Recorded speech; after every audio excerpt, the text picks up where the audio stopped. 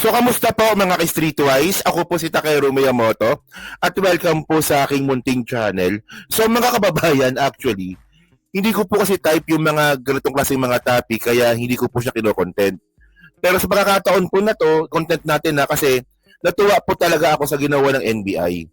Kasi po, inaresto po nila kanina lang si Mike Romero.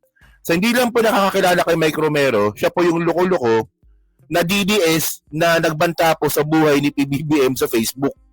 So ito galing tong Radyo Pilipinas, no? So sabi dito, just in, Mike Romero nag-post ng larawan ni Pangulong Ferdinand Marcos Jr.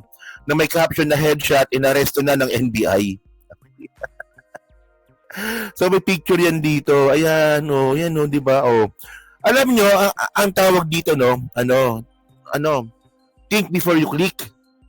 'Di ba? Dapat kung gaano ka proud na mag-post sa Facebook ng katangahan, dapat proud ka kapag hinuli ka. Mga DDS, walang yan to. Ito, nahuli yung kasama yung DDS. So, ito yung post niya. Sa hindi lang po nakakita ng post nga po nito ni Mike Romero, ito po yun.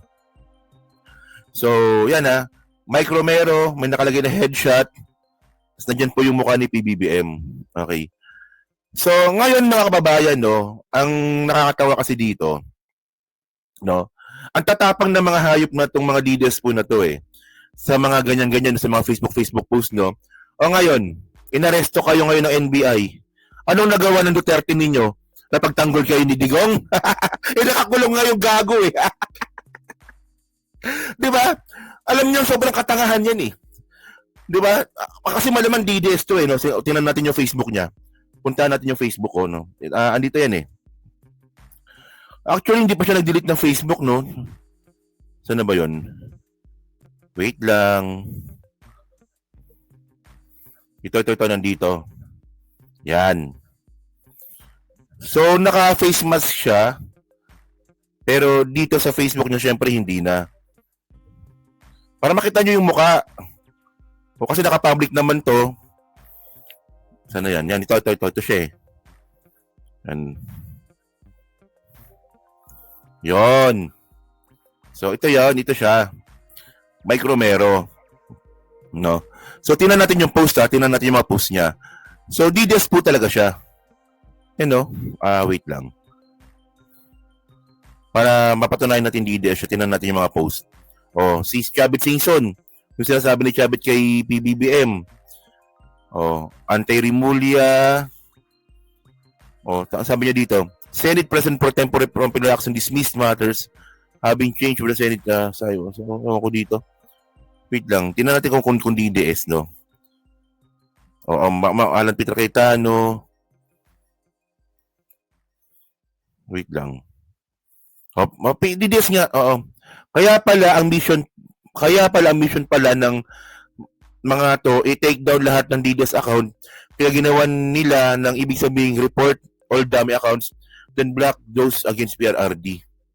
So DDoS nga, confirm. Confirm po na DDoS, kasi kung ito po hindi DDoS to, ang tawag niya dapat kay Digong dapat. Ito inciting to sedition pa nga to. AFP Browner admits there were calls to withdraw support for Marcos. Inciting to sedition pa pala to. Philippines now, DDS 9. DDS nga, confirm. Confirm kasi baka mamaya kasi, hindi, confirm ko lang kasi baka mamaya kasi pinagbintangan kong DDS, yun naman pala, neutral pala. Diba? So hindi siya neutral, DDS talaga siya. So sabi niya dito, Philippines now 91%, NPA 4%, BBM 2%, Romualdez 4% with hundreds of withdrawals. Dami account people power possible to happen, Inciting to sedition pa nga to, baka ng inan to, So yun mga kababayan, di ba? Alam niyo sa sobrang ganyan po katanga yung mga DDoS po, Ganyan po ka stupido, ganyan po sila ka on denial. Baka sabihin niyo na naman dito, Takeru, ikaw ba't mo tinatawag na tanga? Yung Mike Romero. Ayun po, freedom of speech ko po yun. Kasi po katangahan po yung ginawa niya. Di ba? Pero yung ginawa niya naman po kasi na headshot daw yung presidente, hindi po freedom of speech po yun. Inciting to sedition po yun. Oh, ayan tayo eh. Oh, pag tinawag mong tanga yung tao dahil meron siyang ginawang katangahan, pwede mo yung tawagin siyang katangahan. Pero presidente po na may picture lang na nakatayo, libo yung ulo, tapos sasabihin mong headshot, hindi freedom of speech po yun. Oo, by the way. So ngayon, ang nangyari ngayon dito, so nag-trending na nga po yan, di ba? Nag-trending yung picture niya. Ang ginawa niya pa, binawi niya pa yan eh. Alam ko, binawi niya pa yan eh. Saan na ba yan? So ito yung una niyang post. Ang nangyari, binawi niya pa. Oh, tama talaga ang City Hall. Oh, di ba? Binawi niya pa, no? So ngayon, tingnan natin yung yung post from Radyo Pilipinas. Tingnan natin tanggalin natin to. Remove. Saan na ba yun? Radyo Pilipinas, yan. Uy, maraming salamat pala doon sa nakapansin ng itim doon sa likod ng wall namin, no. Oh, hindi naman tumatagas yung tubig diyan. Kasi kasi yung likod namin puno kasi yan. Bumabangga yung puno doon sa wall, kaya ganun. Oh, thank you sa concern na. Okay. So ngayon, ito yung post ng Ito yung post ng Radyo Pilipinas. Yan. Saan na ba 'yon? Wait, yan. Okay na, gets na ito. Nasya na, magulo yung magulo yung laptop ko. Magulo pa kasalansan ko kasi. So, lakihan natin yung post. So, ito yung post na share ko kanina. So, tingnan natin yung comment section, no? Tingnan natin.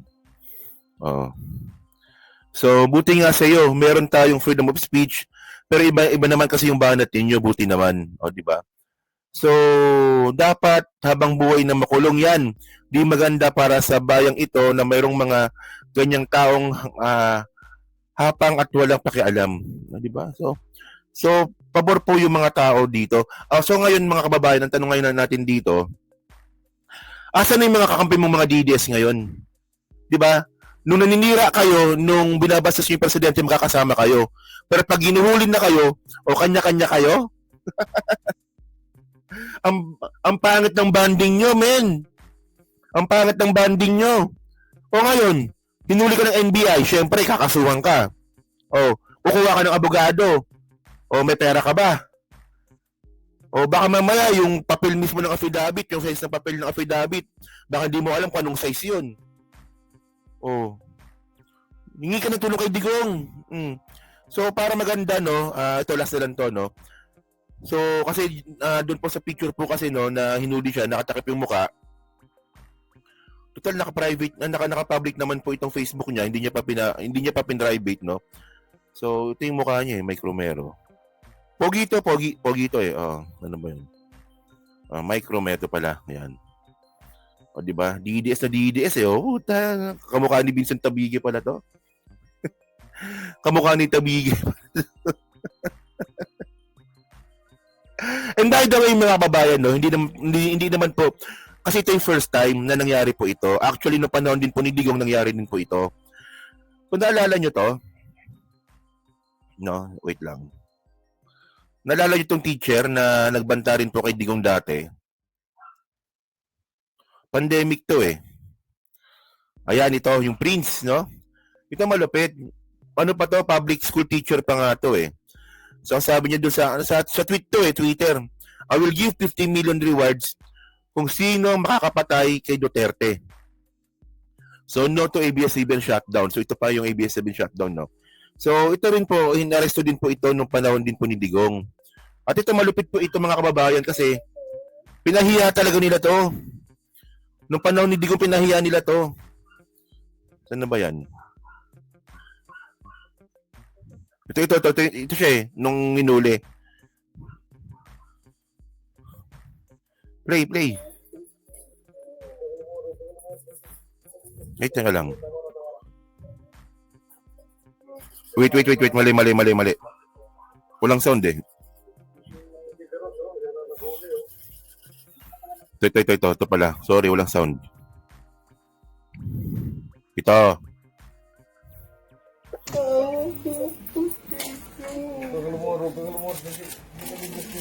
Tama na. Paano na lang natin? Process na lang natin. Wala pa pala chinelas doon, nakapapa pala, no? Dideros, yan ang naghuli, Hindi pa pala natatanggal, sir? Ha? Hindi pa natatanggal? Sa kanya wala na, pero yung mga nag-share, continuing din yun. NBI din to. No? So actually mga kababayan, no, nung nangyari din po kasi ito, ano na ako nito? Ay ako nakidigong nito 2020, no?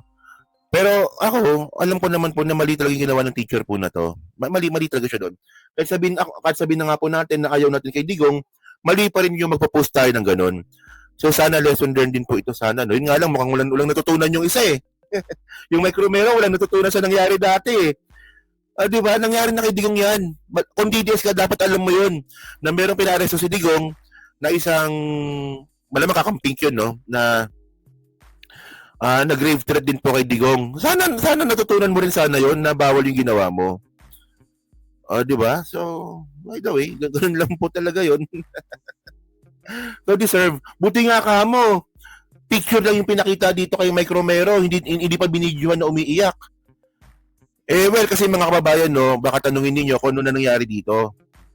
Ano nangyari dyan sa tao na yan, no, sa bata na yan. So, na-dismiss po yung kaso niyan. So, bakit po na-dismiss? Kasi po, illegal yung pag-aresto. Tapos, pinahiyapan nila on public. No, kasi binidyohan pa nilang umiiyak eh. Tapos, pinaluhod pa nila. So, na-dismiss yung kaso. So, dito, kay Mike Romero, mukhang hindi mangyayari yon. Kasi po, picture lang yung pinakita eh. Di ba ito lang pinakita, picture lang eh. Ano ba yun? Tingnan natin. Picture lang, wala nang ibang drama-dramang ginawa. Picture lang. Sana. Wait, ito ba yun? Ay, ito. Yan, ito. Ito. Saan ba yun? Wala na, hindi ko na makita. Ay, ito pala. Andito na. Yan. Picture lang yung pinakita. Wala nang video. Stop nga natin. Ba yan, ang gulo ng ano ko. Teka. Para matapos na to. Share screen. Yan, walang yan na yan. Yan, ito pala yan. Yan, picture lang kasi pinakita dito. Yon. So, mukhang tutuluyan ka talaga dito, inciting to sedition. Puta, ilang taon to? 6 years na pagkakakulong to dahil sa isang post. Dako, patay tayo dyan. Maganda ka na ng abogado mo. Di ba? So, yun mga kababayan. So, kayo po, ano po masabi nyo nga po dito sa pag-aresto nga po dito kay, dyan sa nag-post na yan.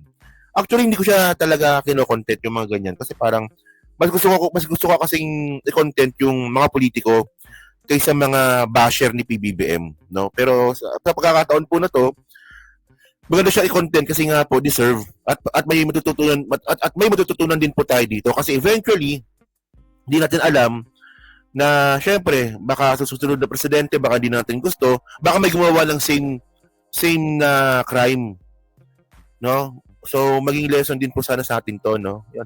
So yan, nasa comment na ako sa baba at binabasa ko pong lahat yan. At syempre yan, gusto yung replay, pa-like, pa-subscribe. At di na makalubisan, pa-share na rin po ng video po na to.